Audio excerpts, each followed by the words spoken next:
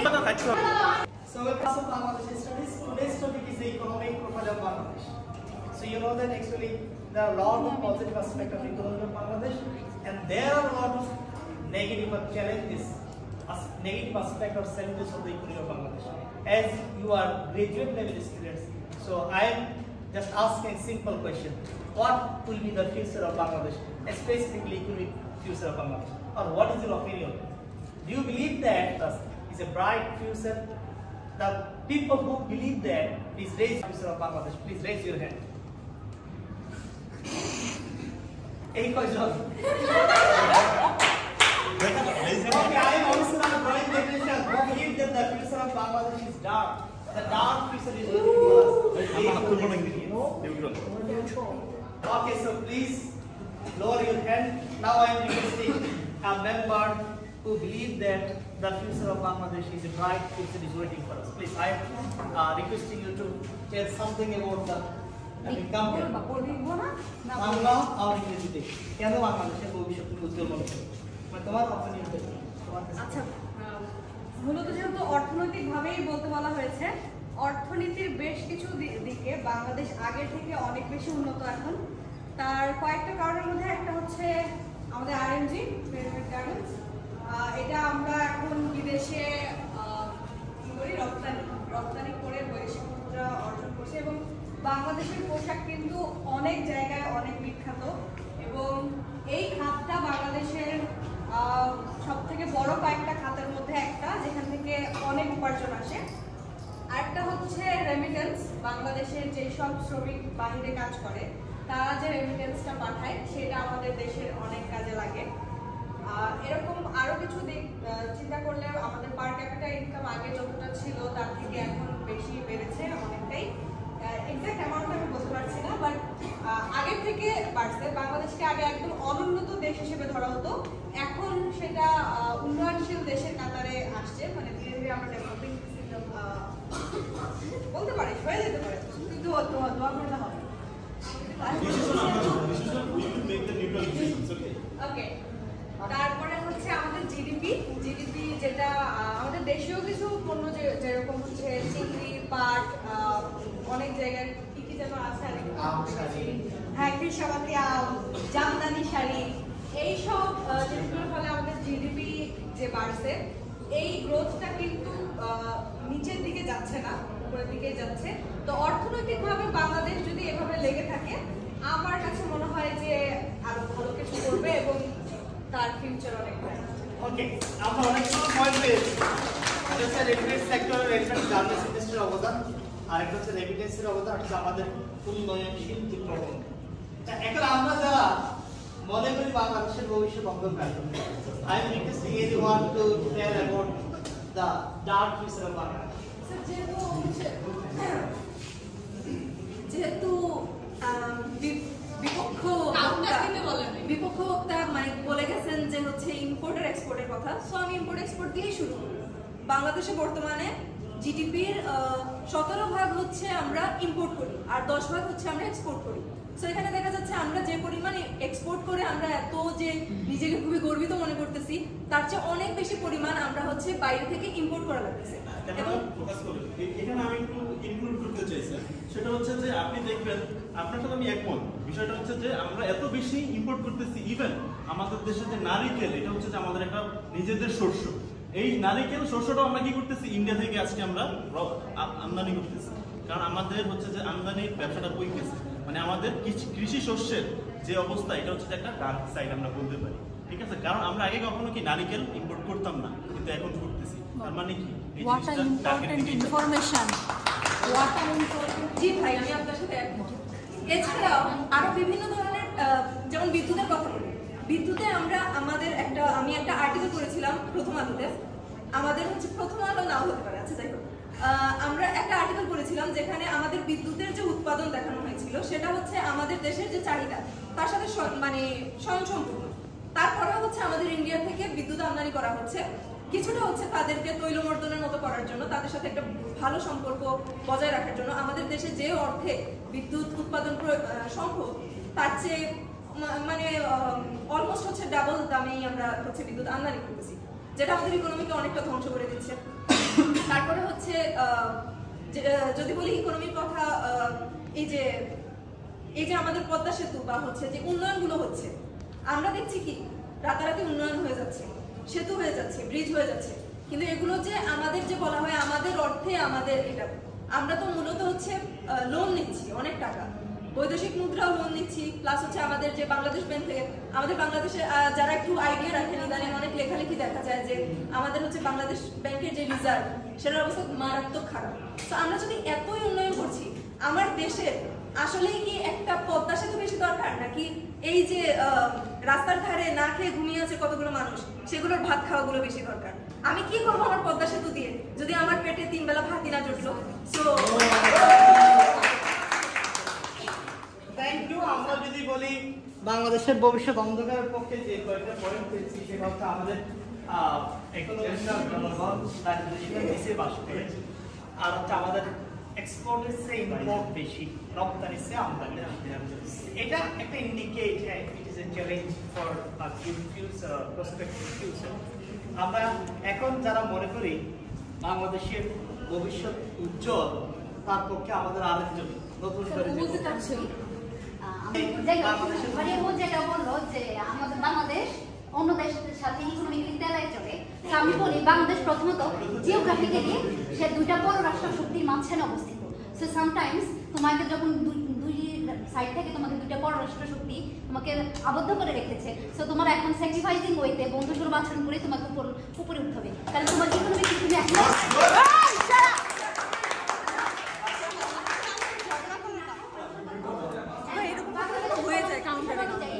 বাংলাদেশের 18 বছরের ঊর্ধ্বে যারা সরকারের পক্ষে খায় না, সরকারের ডিরেক্ট আয় খায় না, তারা বেকার না। তো সেই অনুযায়ী আমাদের বাংলাদেশে বেকারত্বের সংখ্যা এখনো কম এবং না খাওয়া মানুষের সংখ্যা খুবই কম। স্যারের একটা কথা অনুযায়ী সেটা 1.8% সেটা ছিল, যে আমার সংখ্যাটা পুরো এটা মনে নাই। ঠিক আছে, প্রথমটা হচ্ছে কি জানি ছিল আমাদের সম্পর্ক।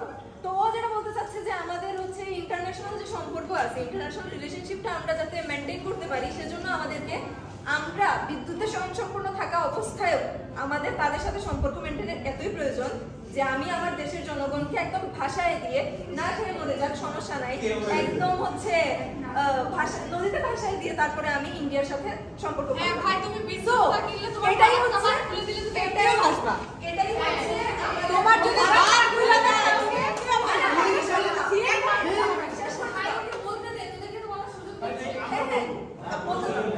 এটাই হচ্ছে বাংলাদেশের ভবিষ্যৎ। কোনো একদিন যদি সম্পর্ক মেনটেন করার জন্য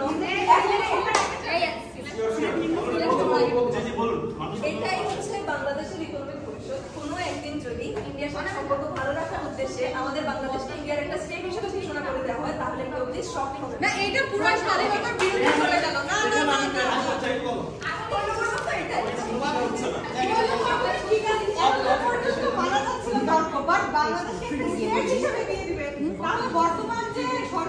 বর্তমান যে রাষ্ট্রপ্রধানই আমি বলি, যে স্বাধীনতার কথা বলে উনি এতদিন টিকে আছেন, হ্যাঁ, জাতির পিতা বঙ্গবন্ধু শেখ মুজিব থেকে শুরু করে এখন পর্যন্ত, তাহলে তো এই পুরাটার কোনো মানেই থাকলো না। থাকবে না, না কেন থাকবে না? তো তোমার কাছে কেন মনে হয় তোমার ওখানে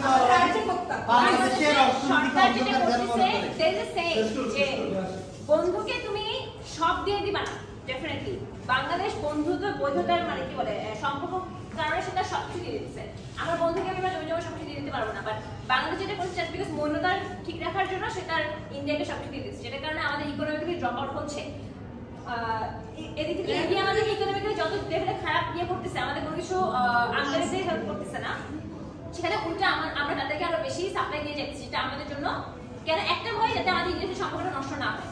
বাট আলটিমেটলি ইন্ডিয়ার সাথে টু বি অনেস্ট বাংলাদেশে এখন সেই শক্তি আছে যেটার কারণে সে ইন্ডিয়া ওয়েস্ট বেঙ্গল যে সাইড আছে সেই সাইডটাকে ক্যাপচার করতে পারে। Bangladesh is taking the side because Bangladesh is thinking we have to maintain the relationship. Okay, আমি লাস্ট আমি বলে নাই, তুমি নিউট্রাল। এখন এখানে যে আপনি বললেন বাংলাদেশের সাথে আমাদের সম্পর্ক অনেক ভালো, ভারতবর্ষের সাথে আমাদের সম্পর্ক অনেক ভালো। আপনি যদি নিউজ পেপার পড়েন তাহলে আপনি জানতে পারবেন যে লালমনিরহাটে কিছুদিন আগে বর্ডার রক্ষা হচ্ছে। তারপর আমরা কিভাবে বলি যে তারা আমাদের বন্ধু? প্লাস হচ্ছে এটা যে এটা একটা বাংলাদেশ সরকার বলছে, আমি বলছি না। বাংলাদেশ সরকার বলছে। মনে রাখতে হবে সেটা হচ্ছে যে আমরা একটা ছোট দেশ, ইকোনমিক্যালি আমরা we are growing but we are not that in that level, ঠিক না?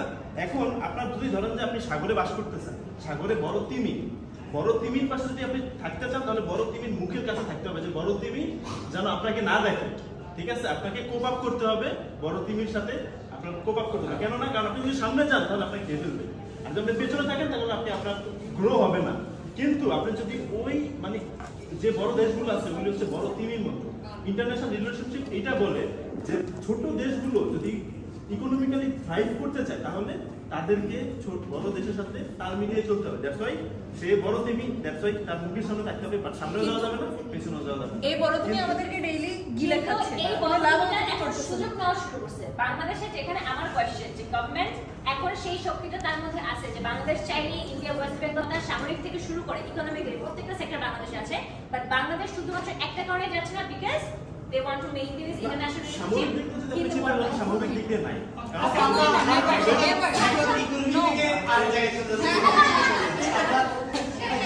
আমরা যুদ্ধ বাংলাদেশের আগে আবার অর্থনীতির দিকে ব্যাক করতে পারি। Okay, thank you. এরপরে I would like to hear from another representative who believe that the future of Bangladesh is bright. I'm requesting you. আমি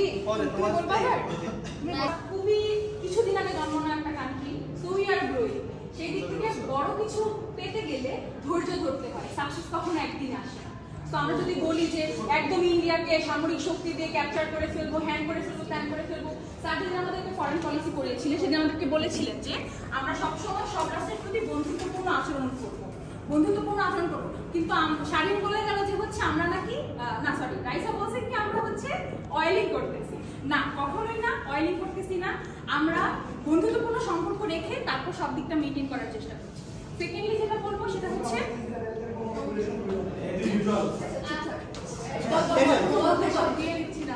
হ্যাঁ, আমরা সমুদ্র সীমা দিতেছি কিছুদিন আগে, সেটাও স্যার করিয়েছে, এগুলো সবারই জানা, আমার আলাদা করে বলতে হবে না। তারপর হচ্ছে ভারত থেকে আমরা বিদ্যুৎ আনতেছি, এটা বললাম। দেন হচ্ছে সব দিক থেকে ক্যাপচার করে রাখতেছি, এটাও বললাম। বাট আমরা নিজেরাও বিদ্যুৎ উৎপাদন করতেছি, রূপপুর বিদ্যুৎ কেন্দ্র চালু হবে কিছুদিন পরে। এছাড়াও এরকম হ্যাঁ এক্স্যাক্টলি হয়ে গেছে, আমি সরি, মাই ব্যাড।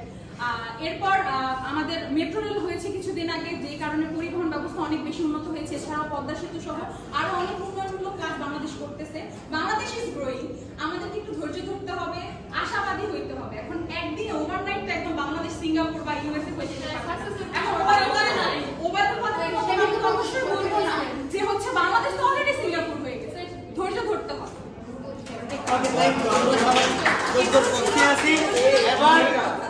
আমরা আরেকজন, হ্যাঁ আমরা একটু যাও। বাংলাদেশের পার পার্সনের মাথা পিছু দিন কত জানো?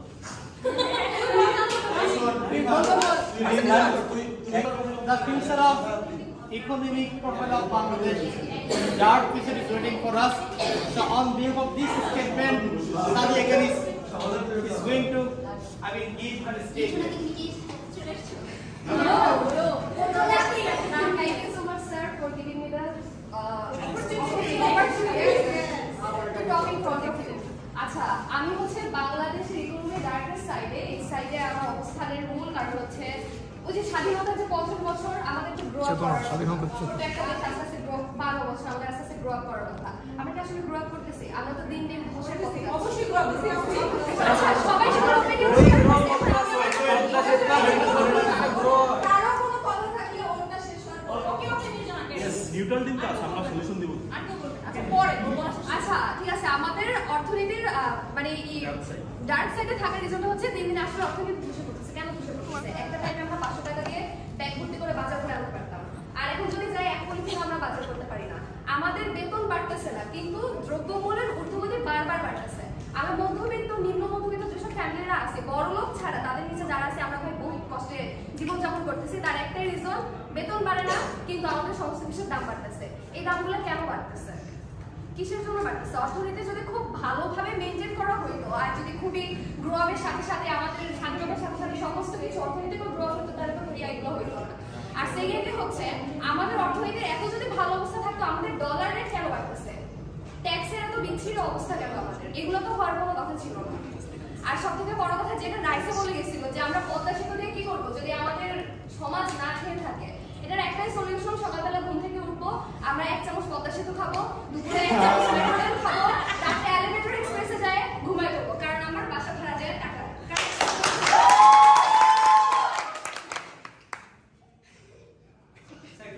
আচ্ছা আমি না পয়েন্ট ভুলে গেছি। ও আচ্ছা, আরেকটা ঋণের বোঝা। এই যে পদ্মা সেতুর কথা আমরা বললাম, পদ্মা সেতুর মেট্রোরেল সমস্ত কিছু আমাদের ঋণের টাকায় করা, আর এই ঋণের টাকাগুলো আমাদের ফিল আপ করার জন্য আমাদের ব্যাংক ব্যালেন্স খালি হয়ে যাচ্ছে, যার জন্য আমাদের সোনালী ব্যাংক সহ বিভিন্ন যে ব্যাংকগুলো আছে ওগুলোর তারল্য প্রবাহ অনেক কমে যাচ্ছে। কিসের জন্য? এগুলোর অ্যান্সার কি? এইগুলোর জন্যই আমি ডার্কেস্ট সাইড অবজার্ভ করছি, কারণ যত দিন যাচ্ছে তত আমরা নিচে নামতেছি, আমরা উপরে উঠতেছি না। আমাদের গ্রো আপটা মুখে হচ্ছে, আমাদের গ্রো আপটা হচ্ছে আমাদের জার্নালিজম সাইডে, যে আমাদেরকে দেখানো হচ্ছে যে আমরা এই করছি ওই করছি এই করছি, কিন্তু আলটিমেটলি আপনি নিজে বলেন আপনি ঠিকমতো চলতে পারতেছেন? Exactly. Yes, ma'am. আচ্ছা, দ্রব্যমূল্যের দাম বাড়তেছে, কেন বাড়তেছে? এটা তো সরকার কর্তৃক বাড়তেছে, এটা বাড়তেছে সিন্ডিকেটের কারণে। আচ্ছা, আমরা সবসময় শুনেছি কি আপনার ইনকাম যত আপনার কাছে খরচ তত বেশি। যে 3 লাখ টাকা ইনকাম করে তার খরচ কিন্তু দিন শেষে তার কাছে হয়তো বা 2.5 লাখ টাকা তার খরচ হয়ে যায়। ইনকাম যত আপনার কিন্তু খরচ তেমন হবে। তো এই ক্ষেত্রে যদি আমি বলি, আচ্ছা ইনকাম বাড়ছে তাহলে তো খরচ বাড়ে, এই জন্য তো আপনি হচ্ছে মার্কেটটা বাজার প্রতি ব্যয় মানে করতে পারেন না, বাজার প্রতি ব্যয় করতে পারেন না। তাহলে অলরেডি স্যার এদের কথা শেষ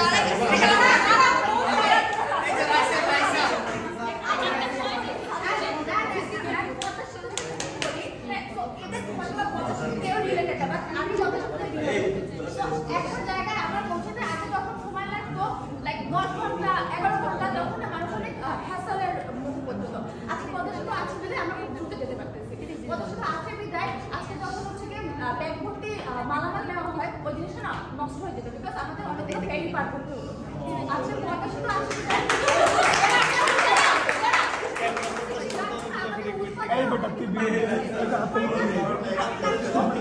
সময়টা অনেক কমে আসছে, এটা আমাদের দেখতে হবে। বেতন কেন বাড়তেছে না? বেতন তো অবশ্যই বাড়তেছে। একদম রাজমিস্ত্রির বেতন ছিল আগে 10 টাকা, এখন সেই রাজমিস্ত্রির বেতন কত? আপনি 500 টাকা দিয়ে পাবেন?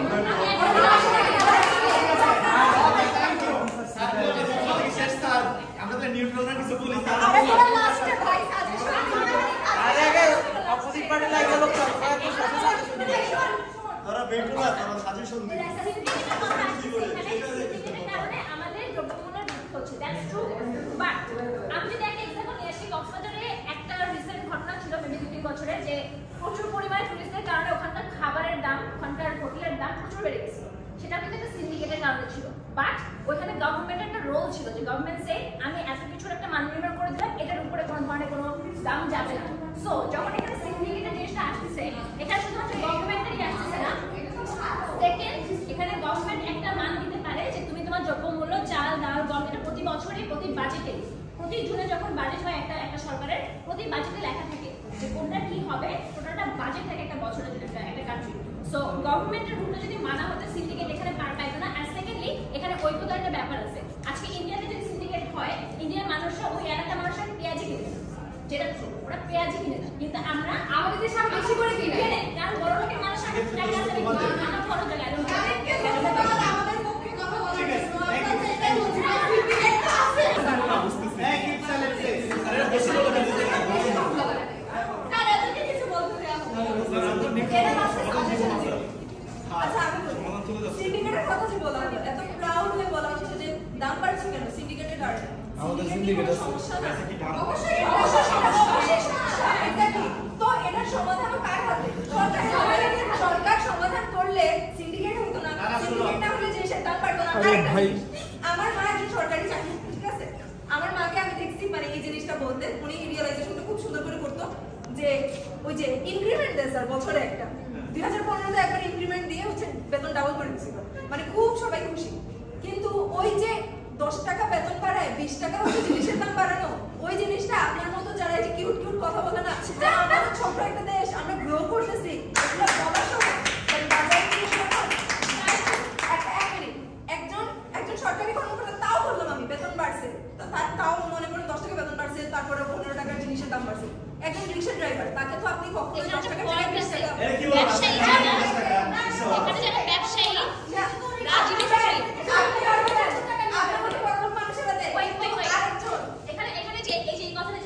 রাজমিস্ত্রির তো দাম বাড়তেছে বা তাদের তো বেতন বাড়তেছে।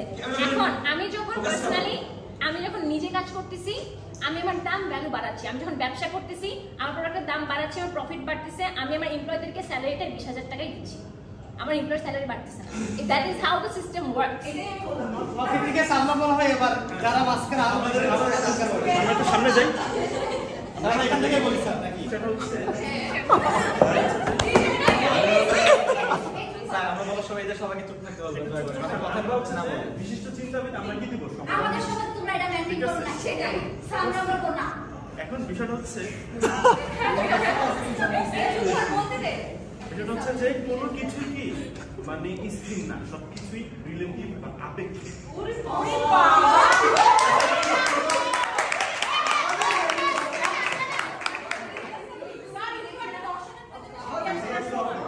এখন আপনাকে একটা জিনিস বুঝতে হবে, বাংলাদেশ একটা ছোট দেশ, এর ইকোনমিক গ্রো হচ্ছে আবার হচ্ছে না।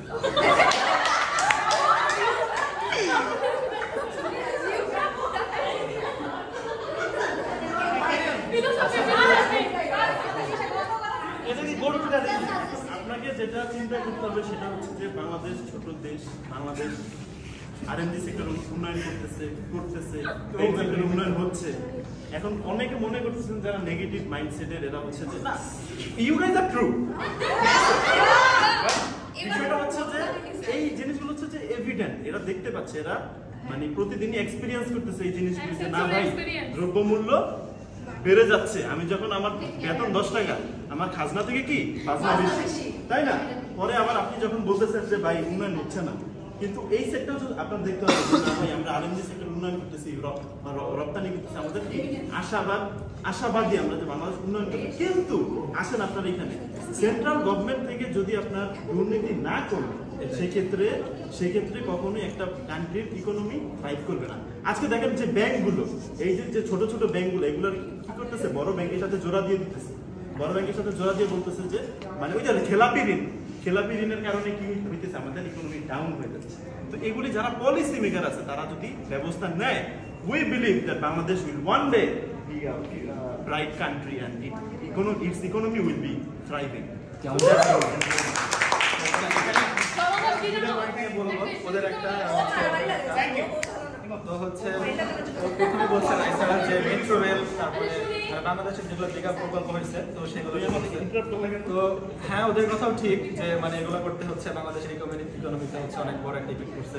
কিন্তু এটাও ট্রু যে মানে এগুলো করার পরে আমি নিজের লাইফে এক্সপিরিয়েন্স থেকে বলতেছি, আমি সেদিন একটা নিউজ দেখছিলাম যে পদ্মা সেতুর উপর দিয়ে যখন রেলে করে যাচ্ছিল, মানে যারা ওই মানে ইউজ করে যারা খুলনার লোক, ওরা মানে চোখ দিয়ে ওদের মানে পানি বের হইতেছে। মানে ওরা বলতো যে আমি আসতেছিলাম মানে এখানে ফেরিতে আসার যে কত ঘন্টা ওয়েট করবো, এই যে আমরা যখন ইউনিভার্সিটি এসে যখন বাসায় যাই, বাসে চললাম, বাসায় যে মানে এটা জানে টাইম 5 ঘন্টা করে নামবো, কিন্তু ওরা যাইতো ফেরিতে যে কতক্ষণ ওয়েট করতে হবে এখানে, ওরা মানে এটার কোনো লিমিটেশন ছিল না। তো হ্যাঁ, তো যখন হচ্ছে মানে পদ্মা সেতু ওদের জন্য মানে ওদের আবেগটা এত বেশি ছিল যে ওরা মানে রাস্তায় আস্তে আস্তে সবাই কান্না করতেছিল। তো ঠিক আছে, এটা হচ্ছে একদিক দিয়ে ভালো। আমি নিজে হচ্ছে মেট্রো রেলের যে মানে ইয়েটা, সেটা আমি নিজে ইয়ে করছি যে একটা সিগন্যাল আমি দেখতেছি যে আমি সামনে আমার জায়গায় একটু যাবো, ওইখানে আমি 4-5 ঘন্টা সিগন্যালে আটকে আছি।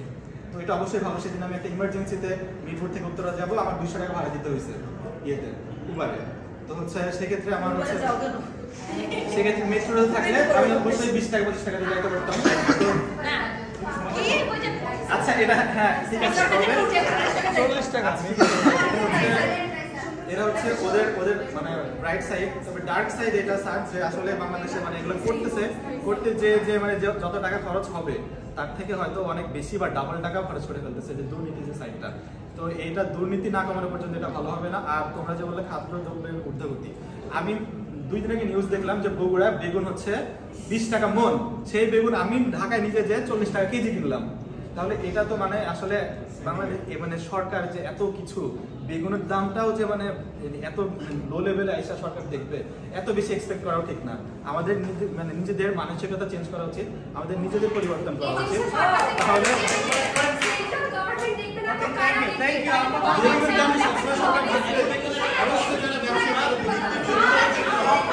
আপনার নীতি নৈতিকতা থাকতে হবে, তাহলে সেটা ফাইট করবে। গভর্নমেন্ট নিয়ে কথা বলতেছে, কিন্তু তুমি দেখো একটা সরকারি চাকরি যখন তুমি নিতে যাবা, তুমি যখন একটা সরকারি ও বেসরকারি চাকরি তুমি যখন ঘুষ দিয়ে 10-12 লাখ টাকা ঘুষ দিয়ে দেবো, ওটা কি সরকার খায়? সরকারের নিচে যারা আছে তারা খায়। তুমি একটা নাগরিক হিসেবে, তুমি এই দেশের নাগরিক, তোমার কি কোনো দায়িত্ব নাই? তুমি এই দেশের নাগরিক হয়ে তুমি কি করতেছো? Dark side. তুমি নিজে আগে পরিবর্তন হও। তুমি যখন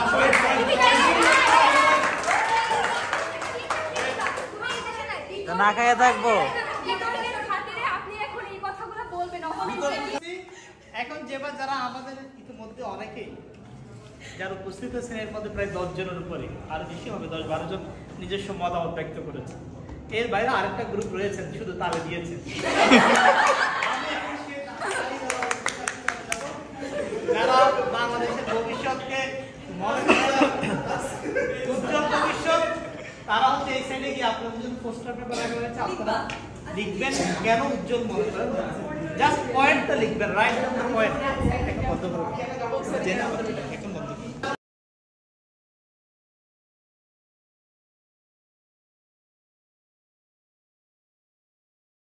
সেটা করি। ফারাক্কা বাদ যদি খুইলা দেয় সিলেট ডুববে সবার আগে, ভাসতে ভাসতে ঢাকায় আসতে হবে।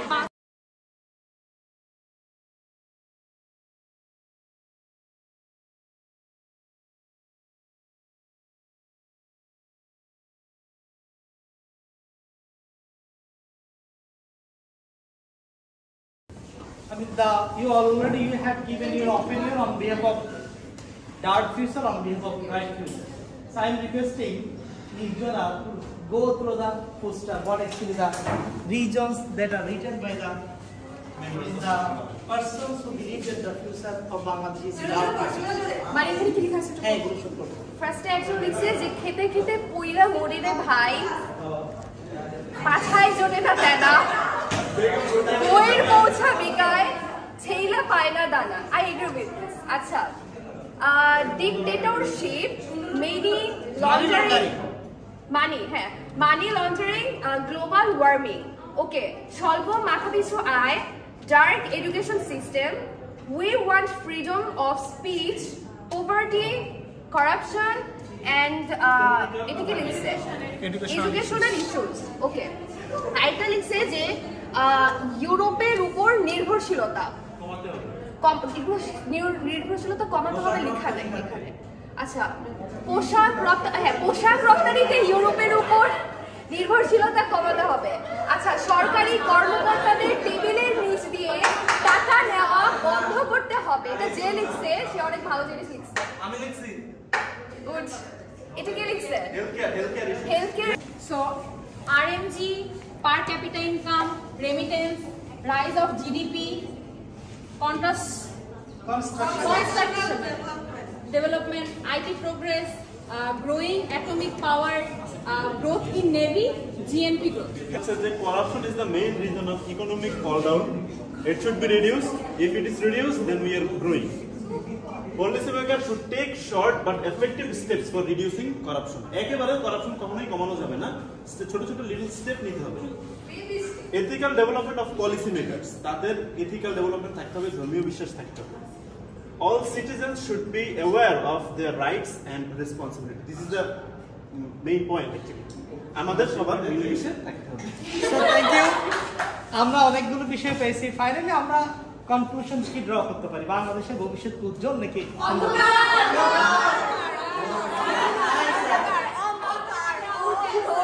I am one of the optimist person. I always believe in hope. So I think that within the limitations, within the some problems, undoubtedly the upcoming future of Bangladesh, I mean the next 30-40 years, the forecasting regarding the Bangladesh by the world economy and many scholars are positive. So that's why I think that the next 40 years of the Bangladesh, I am also optimist and the bright future is waiting for us.